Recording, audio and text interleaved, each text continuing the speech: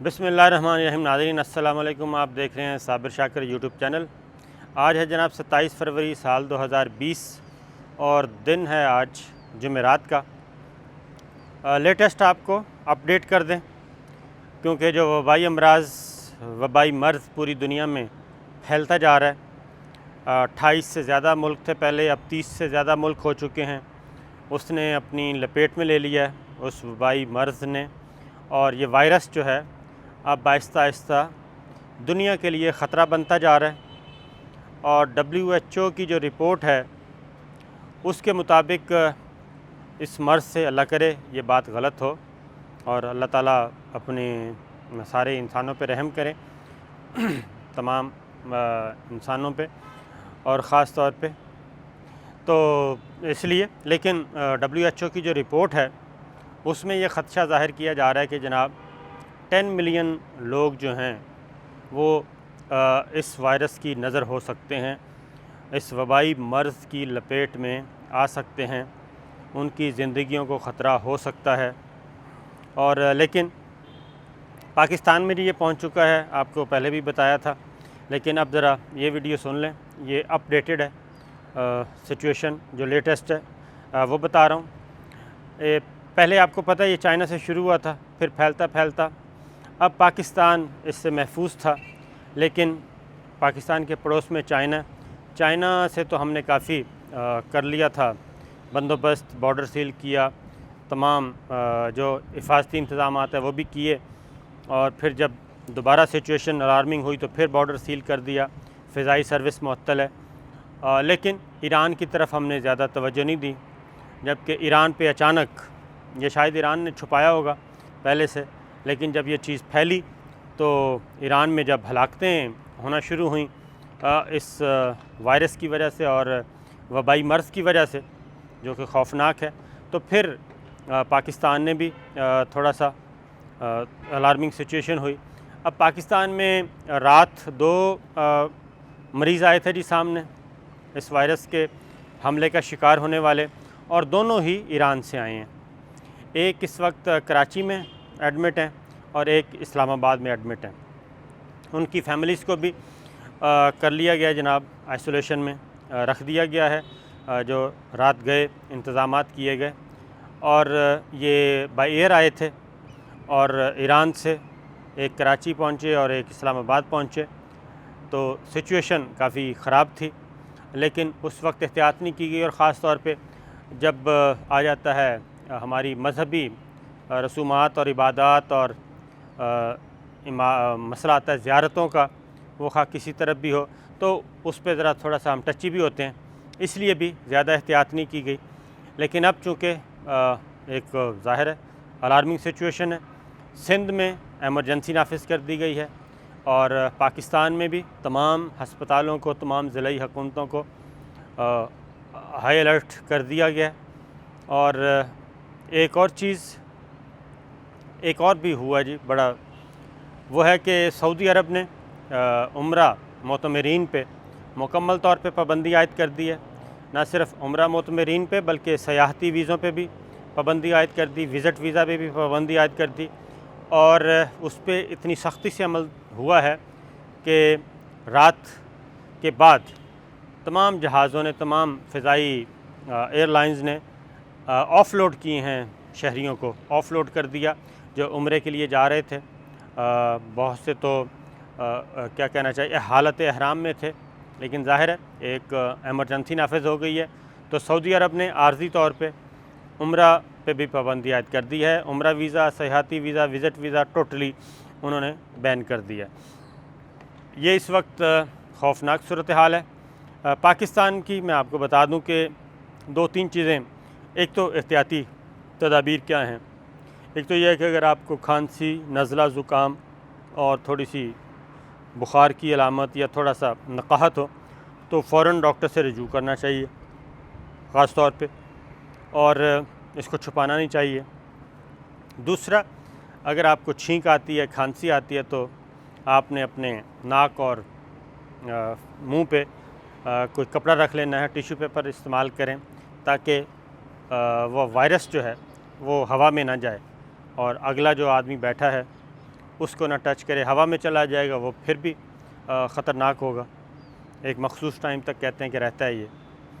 तो दूसरा एक और चीज़ के हाथ बहुत ज़्यादा वॉश करें जी, 20 सेकंड तक कहते हैं कि हाथ को धोना चाहिए। और अगर इस तरह की कोई अलामत भी हो तो ये एहतियाती तदाबीर हैं, छुपाना नहीं है। अपने किसी फैमिली मेम्बर की तबीयत ख़राब है उसको भी आप फ़ौरन हॉस्पिटल बताएं, रजू करें डॉक्टर से, और बाकी भी।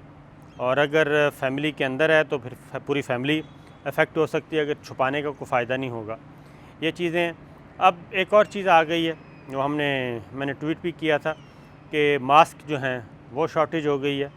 एक ज़ाहिर है क्योस पैदा होता है, तो एक शॉर्टेज हो गई है और कुछ शॉर्टेज जो ज़ख़ीरा अंदोज़ होते हैं उन्होंने कर दी है और वो फिर अपने मुँह मांगे पैसे वसूल करते हैं।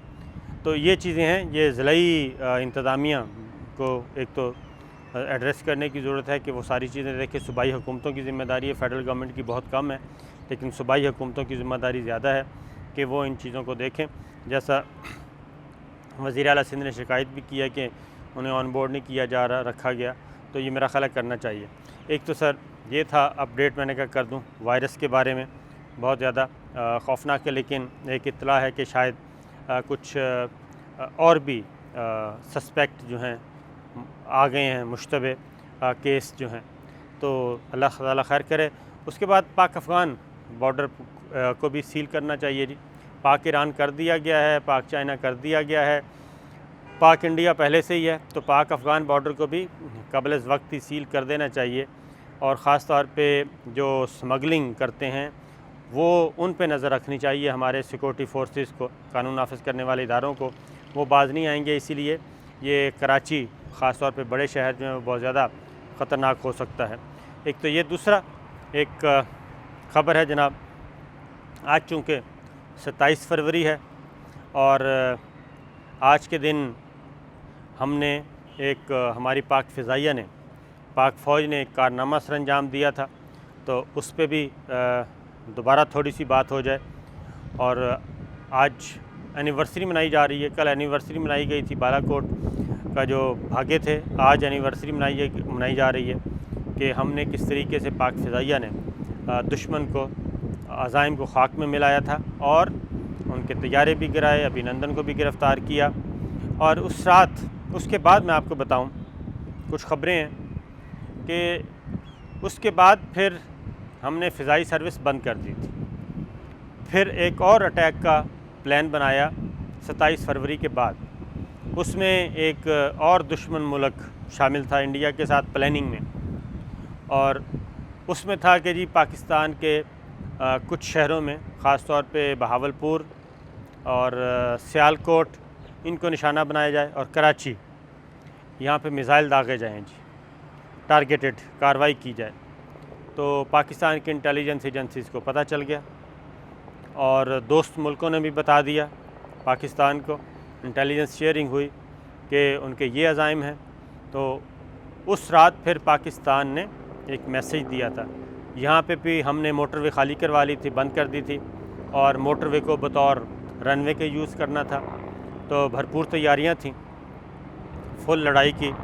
और इवन अगर हम पे कोई ऐसा ख़तरनाक कार्रवाई का इरादा करता इंडिया, तो ऐसी सूरत में हम अपना एटमी सलाहियत है उसको भी हमने बुरुए कार लाना था 27 फरवरी के बाद। ये भी उस वक्त डिसीजन हो चुका था और ये मैसेज न सिर्फ इंडिया को दे दिया गया, बल्कि इंडिया को जो दरपर्दा सपोर्ट कर रहे थे ममालिक, 2-3 थे, ज़्यादा नहीं थे।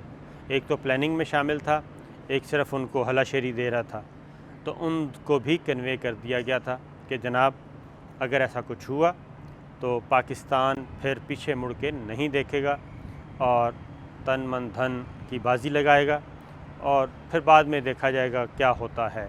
और एटमी सलाहियत इस्तेमाल करने का फ़ैसला उस वक्त हो चुका था और ये बता दिया गया था। और फिर कुछ सैटेलाइट इमेजेस और कुछ उस बड़े मुल्क ने भी, थोड़ी सी ज़ाहिर है उसकी इंटेलिजेंस तो हैं, तो उन्होंने भी मालूमात इकट्ठी की और उसके बाद फिर इंडिया जो है 27 फरवरी का बदला आज तक न ले सका। अलबत्ता जो कुछ इंडिया में हो रहा है वो हमारे सबके सामने है। वो उसका बदला शायद इंडिया के ही मुसलमानों से ले रहा है, जो उसके अपने शहरी हैं, जिनके साथ उन्होंने एग्रीमेंट किया हुआ है, जिनके जान माल आन इज़्ज़त आबरू के तहफ़्फ़ुज़ की वो ज़मानत देती है रियासत हिंदुस्तान। लेकिन आजकल मुसलमान वहाँ पे ज़ेर अताब हैं, घर जलाए जा रहे हैं।